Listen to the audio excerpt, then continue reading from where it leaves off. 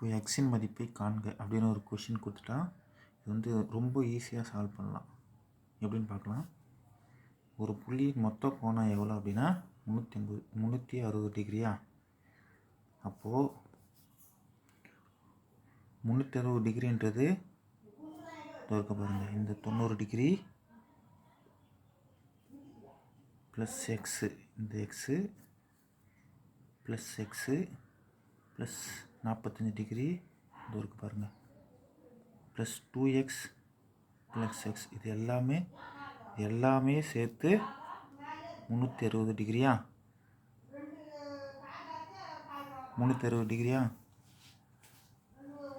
அப்போது இதெல்லாம் எத்தனை எக்ஸு அப்படின்னு நம்ம கவுண்ட் பண்ணுவோம்.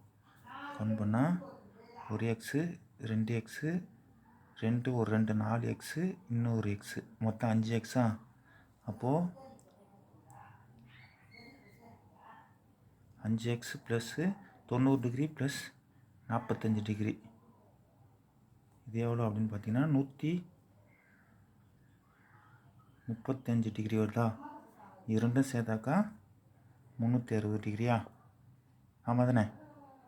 அப்போது 5x ஈக்குவல் டு 360 டிகிரி. இந்த 135 டிகிரி ஈக்குவல் டுக்கு அண்ணாண்ட போச்சுன்னா மைனஸ் 135 டிகிரி வருமா. இதில் கழிச்சாக்கா 5x ஈக்குவல் டு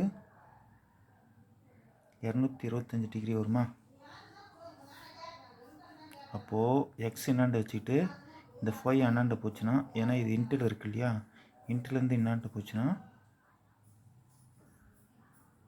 வகுத்தலாக மாறுமா. வகுத்தலாக மாறினா மீதி 45 டிகிரி, அதாவது எக்ஸ் ஈக்குவல் டு 45 டிகிரி.